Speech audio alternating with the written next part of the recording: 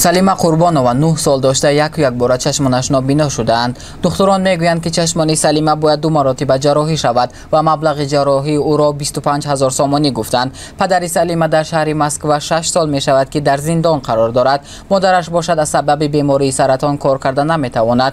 مامای سلیمه باشد با حجت های دکتر و رسمی نبیرش به سامانه پرستیجی آمده از مشکلاتی داشتهش به ما نقل کرد و از تمام مردم خواهش میکند که به نبیره او کمک کنند تا که چشمانش بینا شوند. همچنین مامای سلیمه با ما گفت که تا 25 همین ماه وقت داریم چون که دکتران هندوستان به تاجیکستان می آیند. السلام علیکم. من یک مادر تاجیکستانی و یک نبیره دارم. نبیره که صنف سیوم میخونه خود از خود چشمش نابینا شه. ما مواجهه کنیم باید به دکتر بردیم. ما را 25000 سامانی 2 اپرات میگه هندوستان و ما می اومدن.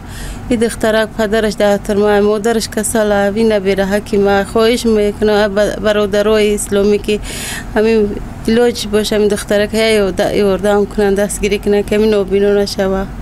دختره گریه میکنه سرش فقط از زمین نمیبرده چشم من نمیبینه دلی من تنگ شده سبیبی میگه من چیکار کنم میگه من تره چیکار کنم خدا خودش شفا را از جانب الله خودش میده. دختر جان میگه من قتل تیش میکنم. من مجبور شدم که من در همین برادرای اسلامی مراجعت کنم که همین دختره که ما را دستگیری کنه که پدری وای در حبس نمیدونه پدرش در مسکو حبس کرده و چیزی رولی پدرش نمیدونه که دختری ما همه خیال شده و 3 دخترک داره. دختر دیمانگیش همه حالت جور گشته چشمکش نابینا شده. التماس میکنم از شما خواهش میکنم برادرای اسلامی که دستگیری کنیم فرزند ما را که پدری باید ما چی جواب میتونه بیویا.